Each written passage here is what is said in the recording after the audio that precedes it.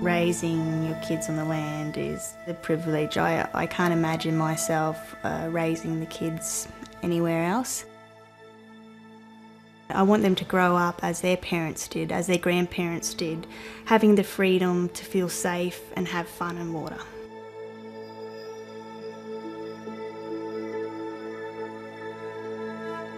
It's a shadow that's been cast over their childhood.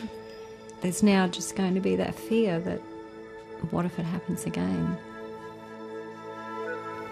And it's so rare, but do you take the risk? I don't know. It's rare, but it's deadly, and it's something that rural Australia needs to be aware of.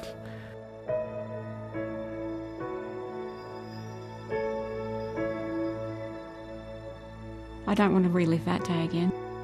It does fill you with dread that this can happen again.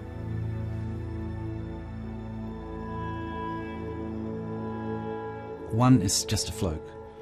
Two, that's a coincidence. But three, that's when you really start thinking, what's going on here? You just think that you should have known. Someone should have known. Yeah.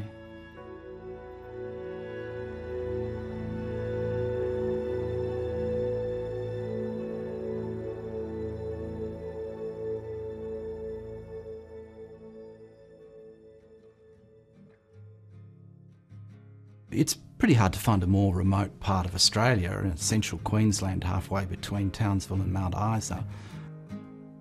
You do have to be a special breed, so to speak, to live in the Downs country. When it's green and beautiful, it's beautiful, and when it's hot and dry, it literally is just dry, wide open spaces, and yeah, not much too pretty to look at. For rural people, I guess water is essential. Water is their livelihood. Water always brings back memories of when we were kids up north in the rivers, swimming and just being free, I suppose. Sixth generation, grew up on a cattle property north of Georgetown. I suppose I seen Dad, looked up to Dad.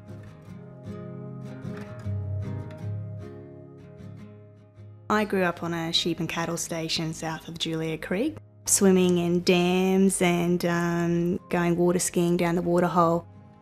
We played in the bore drains. We all looked up to the clouds every year, praying for rain.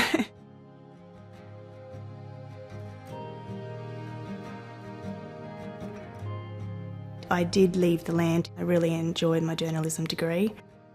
I went straight into working for a rural paper, which was fantastic. I sort of fell into business and I ended up developing my own acting and modelling agency. Life can lead you in different directions, and at the end of the day it's sort of ultimately who you meet and who you sort of build a life with that's going to determine where you end up.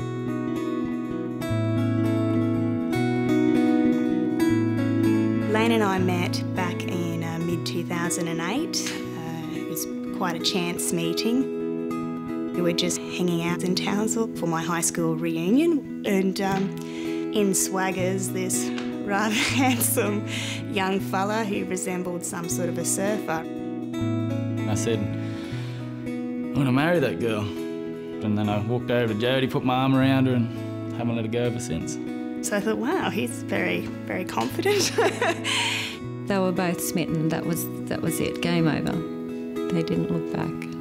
They just full steam ahead.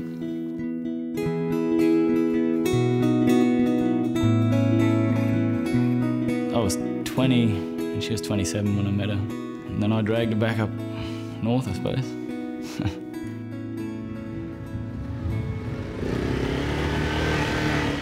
While it was such a huge decision to leave my business, I suppose, I'd missed it. I'd really missed the land.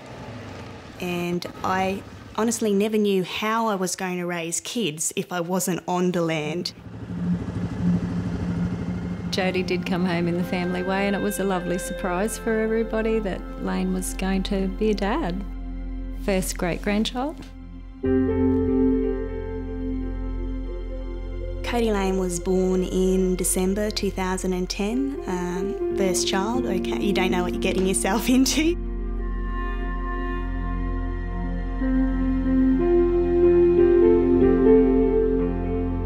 About a year and a half later, little Miss Bobby come along. Well, she was born smiling, so she brings a smile to her face every day.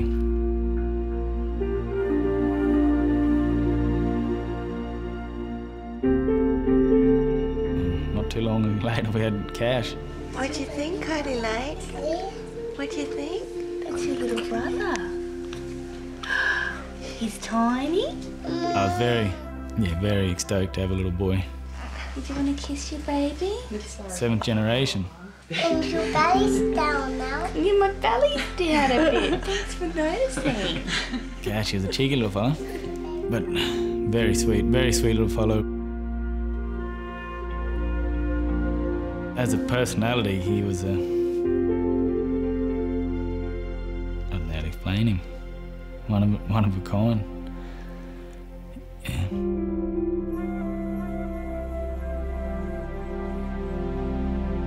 Look at Cash, our clever little 7.5-month-old baby. First day walking.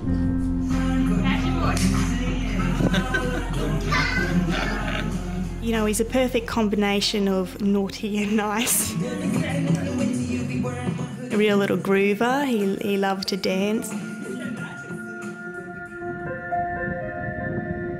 In March this year, Jodi and Laine headed off to Judith Royal.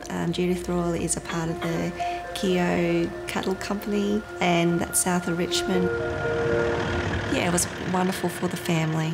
I think they were really looking forward to their new adventure there, and yeah, a wonderful opportunity for the family to have their little home. Do you want to help carry a parcel in for Mummy? Very exciting, being able to come back, sort of take charge and start to work the business with Dad. I'll take the light one, mate. You take the heavy. Thank you. Right. Yep. As soon as we got there, you know, you have all these visions and dreams and a place to call home for a very long time. What happened, Cash? When Laine was out mustering, he found a little baby goat, a little kid that had been abandoned, so he brought that home. That's a nice birthday present. And that was Cash's birthday present from Dad, I suppose. On the property, you become a little bit more creative, I suppose. You can't just take your kid to the local swimming pool to cool down. I always remember this one particular day where I had the 3 kids out in the yard, and each child had a hose each to play with, so to save all fights, and everyone was happy. What are you doing, girls? I'm thinking a hole. Cash is having smoko. That day, it always stands out in my mind because I insisted all 3 of my kids have a hose each to play with, thinking I was being a good mum, but I was actually putting my kids in some form of danger.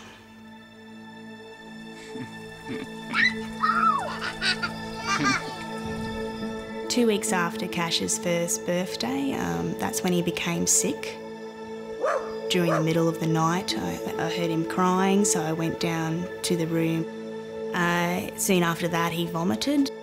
He thought, oh, there's something wrong with his tummy, and he must have went to sleep and then spewed again.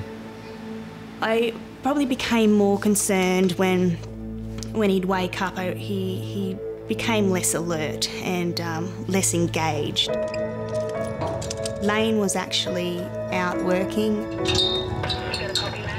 I tried to call him on the radio several times. I couldn't get him. So I rang the Richmond hospital, told them I'd like to come in then. And then when Laine got home, by that stage I could tell that Cash was much sicker again. He was more so staring into space, and the connection wasn't there. I didn't feel like I was looking into my son's eyes anymore. He wasn't looking back he was sort of, yeah, sort of, I suppose it had started.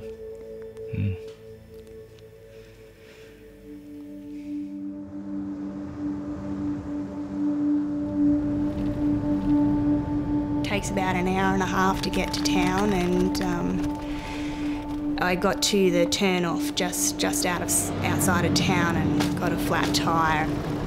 So I made some phone calls and I ended up getting hold of Laine's auntie Lee. When I got there, Jodi's pulling her bags out of the car and she grabbed Cash out and passed Cash to me. He had a little cry, but he was actually having a convulsion. Jodi was going to get the car seat out of the car and I said, Jodi, we've got to go right now.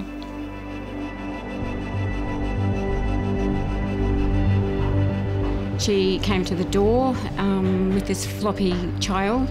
You're looking for tone. When was he last fed? How has he been in the last little while? What's brought this on, do you think? Where have you been? Has he had a fall? Maybe this has been brought on from fall from a horse or you're trying to find an explanation as to why this child is unwell. Wasn't even really crying when we were doing painful procedures with him. Because we're not a tertiary hospital. We don't just keep unwell children here. I was having a conversation saying, you won't be staying here tonight. You would be on a plane to Townsville. Within 3 hours, we're out to the airport. As the plane landed to come into Townsville, I guess, you know, I was a little bit relieved, like, great, we're here. Closer to finding out what was wrong with Cash and closer to solving and closer to taking him home. So I headed for Townsville with the two little girls. I think I got down around 2 o'clock, 1 or 2 o'clock in the morning. And to walk into that room was something else too. Just seeing your little boy laying there. There's nothing you can do to help him. I was rung up by one of the paediatric doctors. He had a fever with seizures. He was treated as if he had a meningitis, and we have a standard protocol for that. But at that stage, no one knew. I think the doctors were guessing and hoping they were. But at the same time, I kept saying, live in the middle of nowhere, how do you just get meningitis? So this is the first CT scan? The first brain scan we did was a CT scan, which basically looked normal. This is his MRI? His EEG did not show any seizure activity. He was on antibiotic and antiviral therapy, but they weren't making any obvious effect on his progress. It is uncomfortable from a medical point of view not to know exactly what's going on. So mainly it is I remember saying to the doctor at the time, like, are we in the best place? Are we doing all we can? If we need to be somewhere else, if we need to take him somewhere else, let's do it. Let's take him there. It's really only when you go to the diffusion waiters. Cash showed some subtle changes indicating that pressure might have been building up in around his brain. While previously we were concerned that a lumbar puncture might be dangerous for Cash, this now became a medical emergency to drain this fluid, and we put a drain through his brain.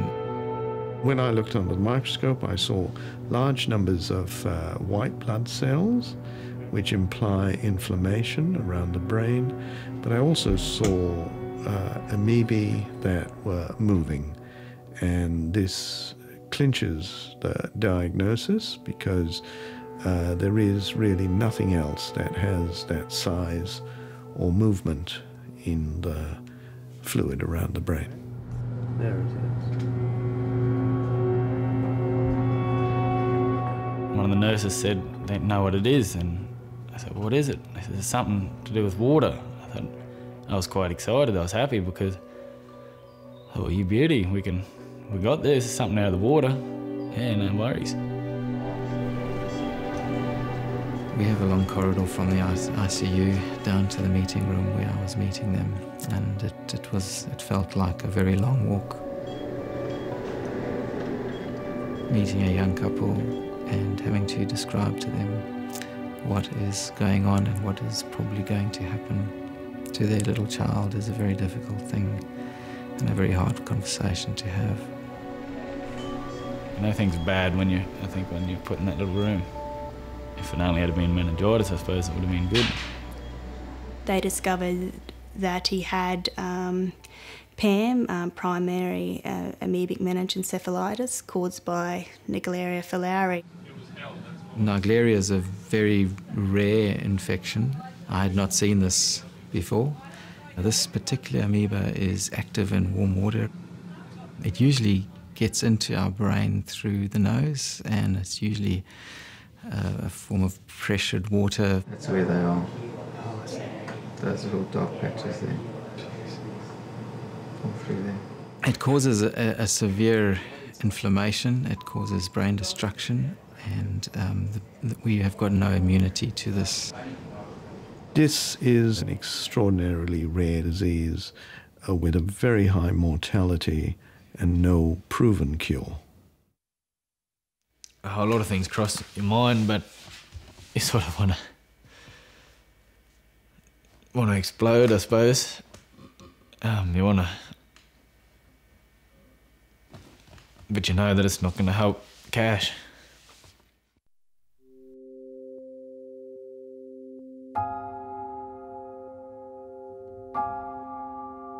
I believed that there's still time for a miracle here. There's still time for a miracle. Cash was in a coma, and I played him music, read him stories, and I would tell him how much his mummy loves him and how much daddy loves him and his sisters love him, and I really left nothing unsaid.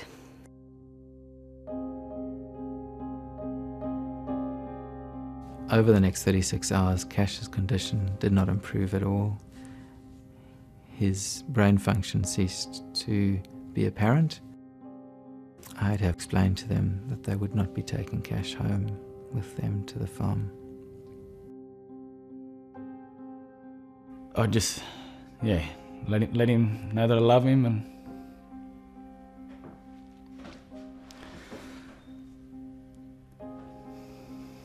he's our little man.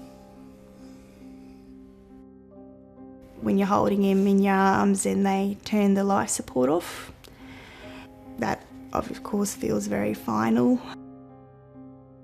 We were told that perhaps his heart may keep beating for 20 minutes, but his little heart stopped straight away, so we just accepted that he was very tired and his body had worked really hard trying to fight.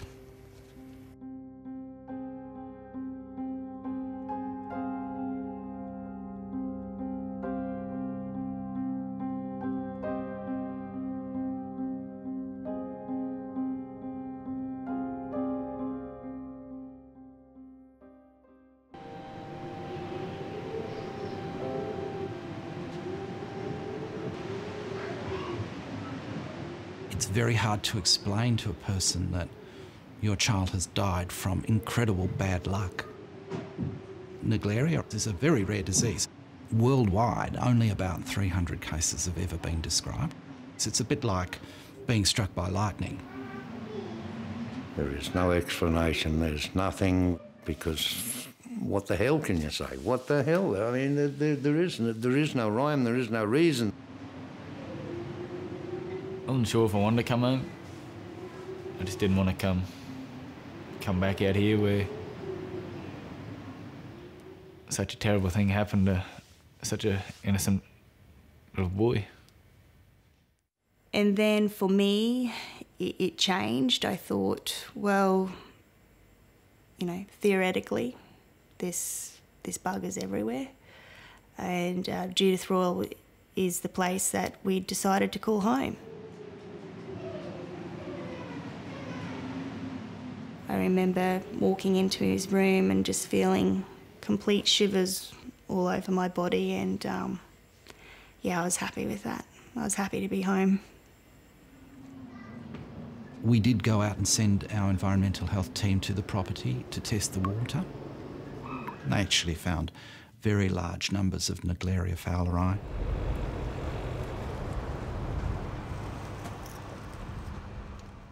The system they recommended, the whole setup with 12 months worth of filters, was about $3.5 grand. For $3.5 grand, it could have changed a lot. Yeah. I am over 74 and I've been on properties all my life. I'd never even heard of this particular bug in the water. As soon as you realise that it is in all water, in rivers, lakes, dams, bore water, even down to our rainwater tanks, it has been found. Getting your head around the fact that Cash had died from a parasite in our water, you know, constantly played on your mind. I think back what was the time when Cash was infected, and the day I rushed around insisting all 3 kids have a hose each and have a wonderful time. That day always plays in my mind. She started researching, investigating, talking to a lot of people to sort of further understand what she could do. And I think it's sort of to find that, have that sort of, peace within herself. I suppose questions that you ask is, you know, how did I grow up on the land and not know about this? So I was quite shocked to discover that a little boy, James, had died only 14 years ago on a property only 100 kilometres from Judith Royal. Yeah, I can see and hear you now, Margie. When I first heard about the loss of Cash, I thought it sounded very similar to what had happened to James. That's a gorgeous photo. In that photo, he could have been 4. I think it was him saying goodbye. It just looked like he was waving goodbye. What do you want? I wish I knew. Yay for Jamesy! James was really into his horses. When we lost him, he just loved animals. Man and his dog. It was near Christmas time, very hot, and they hopped under the sprinkler as young kids do. So that was from Sunday afternoon to Wednesday morning. They said he was brain dead. It was difficult because they even wrote me a letter, the treating doctor, saying that he couldn't give me any definite answer. Sorry to have to read under these circumstances. James's father had remarried and had more children from his second marriage. His daughter passed away 8 years after we lost James, and with very much the same signs and symptoms and the same sort of length of being unwell as James did. What are you doing, Bella, baby? Oh, you fell, darling. When Belly got sick, I think I went into denial, and I sort of shut down on a lot of it. I just knew it was a place of dread, it was a place of horror. So this is a photo of Belly. Here they are in the bath. Oh. She was a beautiful 19-month-old girl. She was just a very sport little third child, that we love dearly and miss. Mm. This is when we were out driving some cattle. To have 3 children in a 100-kilometre radius, that's not right. I love that photo, yeah. God love him. That's him looking out of his looking out of his room. So that's his room there, and he's looking this way. Yeah, he'd look out saying, "Hello, I'm awake. Can someone come and get me out here?" My heart goes out to those people because they're basically in a club now that they can't get out of. You accept that you've got to bury your parents, but to bury a child is something that is a place that no one wants to be.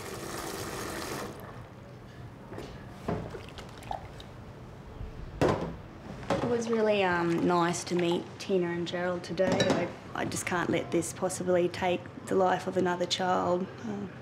Seeing their pain and knowing that it doesn't necessarily get easier every day.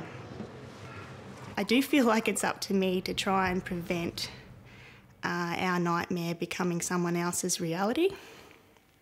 Did Queensland Health try to take some action after the cases, you know, of Annabella at Wirrala Station? It's when the Queensland Health fact sheets and Q&A materials were revised by my colleagues. Jodi's family came to see us. It was a really tough meeting. They hadn't even had time to grieve. Wirrala Station, where the other 2 kids died, is actually on the turf of a different health service. But it was immediately apparent that Jodi and Laine and their family really wanted to do something and really could do something about this. I mean, to us, it's, yeah, it does seem like a cluster. And statistically, you'd never be able to prove that it was a cluster. You know, no. 2 or 3, it's not going to show up. Any warm, fresh water in this whole area, in fact, over to Western Australia, Geraldton, you will get Naegleria. That's saying there's 25 in Australia.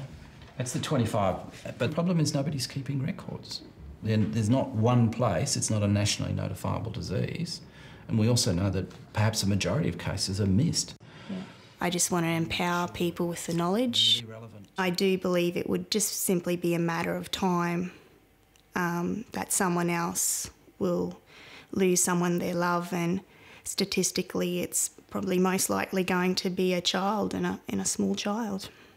This is material that they print in the US, and it's very confronting slogan, brain eating. I don't like it myself. I think it's really off-putting. It's confronting, whether confronting is what works and is more effective, but it is definitely not pleasant. When you start to see a handful among people and there's such a tiny population in that area, then you begin to think, well, maybe the risks are higher, maybe there's something else going on.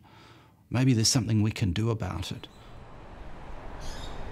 Sad story begins in April this year on a remote cattle station near Richmond. A 1-year-old child came down with a disease. When we're planning health promotion, we realise that this is not a medical issue as such. Really, the only way to deal with this problem is prevention. It's basically simple, cost-effective advice about what people can do to purify their water and disinfect it that would make a huge difference to the risk for this condition. I think that every rural community that is using untreated warm water above about 25 degrees needs to know about this. It's not just children, but it's certainly commoner in children. It's unchlorinated water or untreated water that has to go up the nose. On the inside is a very thin slither of bone that separates the outside from the brain surface, and in children this bone is underdeveloped, and for some reason the Naegleria tends to pass through this.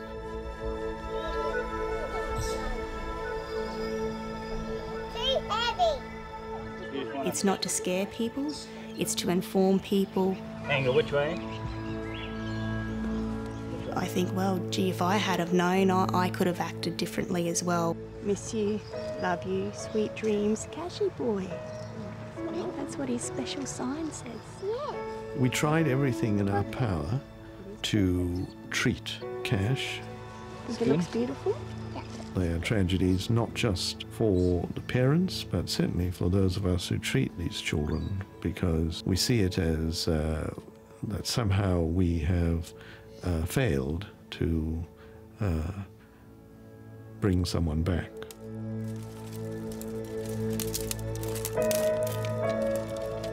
Yeah. I think we forgot to look the chooks up. Oh no! Oops. We got to look the chooks up. I did it. Oh well. Let me see.